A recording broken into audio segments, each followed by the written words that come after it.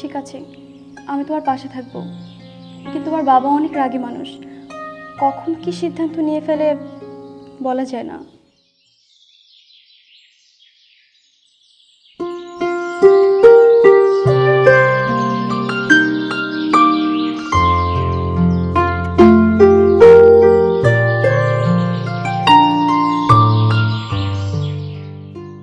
ভাইয়া এটা একটু দেখি।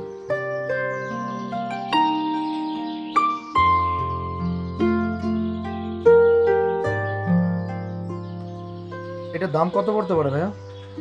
2250 টাকা বলুন। এটা ফিক্সড? ফিক্স না, একটু সম্মান করতে পারবো আমরা, সামান্য, খুব বেশি না।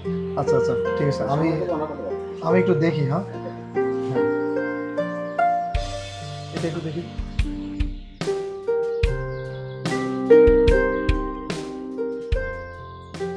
এটা কত পড়তে পারে ভাইয়া? 1300 টাকা। ও মানে কিছুটা কম রাখা যাবে তাই তো?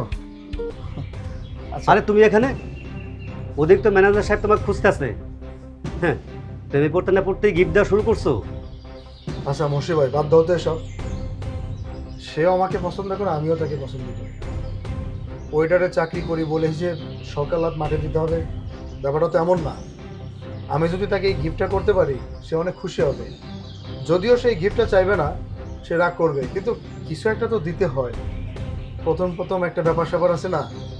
আচ্ছা ভাইজান, আমি একটা 700 টাকা আপনাকে দিতে চাচ্ছি। 700 টাকায় কি দেওয়া সম্ভব? যদি বলেন তাহলে আমি আগামীকাল 700 টাকা দিয়ে আমি এইটা নিয়ে যাব। ঠিক আছে, তাহলে আপনি আসেন, একটু সামান্য একটু কম বেশি করে আমি আপনাকে দিব ইনশাআল্লাহ। হ্যাঁ ঠিক আছে ভাইয়া।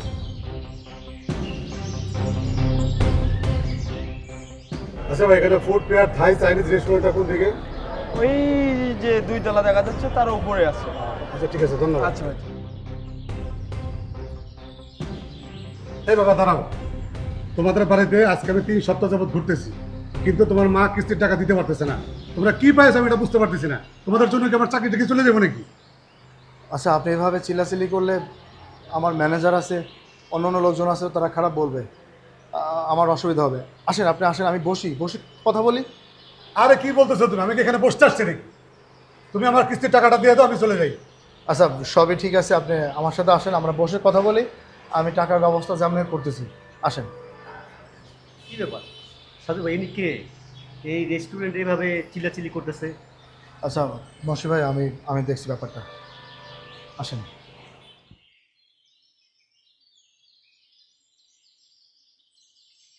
আঙ্কেল বসুন, এখানে বসুন।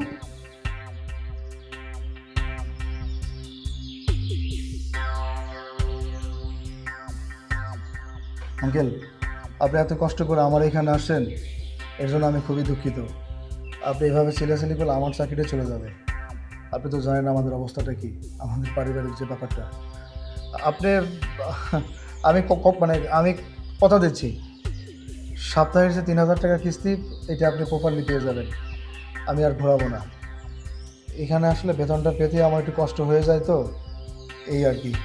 আচ্ছা ঠিক আছে, তুমি যেহেতু এত করে বলতেছো, আমি আমার ঊর্ধ্বতন কর্তৃপক্ষকে বুঝিয়ে বলবো, কিন্তু পরবর্তীতে যেন কোনো সমস্যা না হয়, ঠিক মতো যেন কিস্তিটা দিয়ে দেবা। ধন্যবাদ ঠিক আপনাকে। আছে? আচ্ছা আপনি কি খাবেন? না ঠান্ডা না, খাবেন? আমি কিছু খাবো না। না না, ধন্যবাদ তোমাকে। না না না না, ঠিক আছে ঠিক আছে। বসেন বসেন। না না না, ঠিক আছে ঠিক আছে, ধন্যবাদ।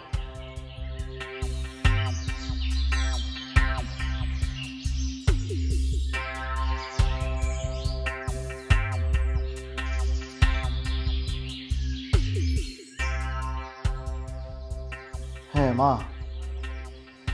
কিস্তির লোকজন আমার এখানে চলে আসছে, এখানে এসে সে রাগারাগি করতেছে কিস্তির টাকার জন্য। না না, যাই হোক, আমি তাকে বুঝিয়ে বলছি আমি সপ্তাহের কিস্তি আমি সপ্তাহে দেওয়ার চেষ্টা করবো, অসুবিধা নেই। 16,000 টাকায় যেহেতু আমাদের কিস্তি বাকি আছে, এই টাকাটা যেভাবে হোক আমি দিয়ে দেওয়ার ব্যবস্থা করব। হয়তো ওনাকে, ওনার উপরে যারা আছে তারা হয়তো খারাপ ব্যবহার করে, এই জন্য উনি এখানে চলে আসছে এবং উনি এসে টাকার জন্য চাপ দিচ্ছে। আচ্ছা তুমি কোনো চিন্তা করো না, আমি কিস্তি টাকা যেমন হোক পরিশোধ করব। আর তুমি ঠিকঠাক মতো ওষুধ কিনো, ওষুধ খেয়েও কিন্তু। আর বাজারঘাট যা লাগে করিম ভাইয়ের দোকান থেকে নিয়ে এসো, আমি মাস শেষে টাকা শোধ করে দেবো। আমার এদিকে নিয়ে তোমাকে কোনো টেনশন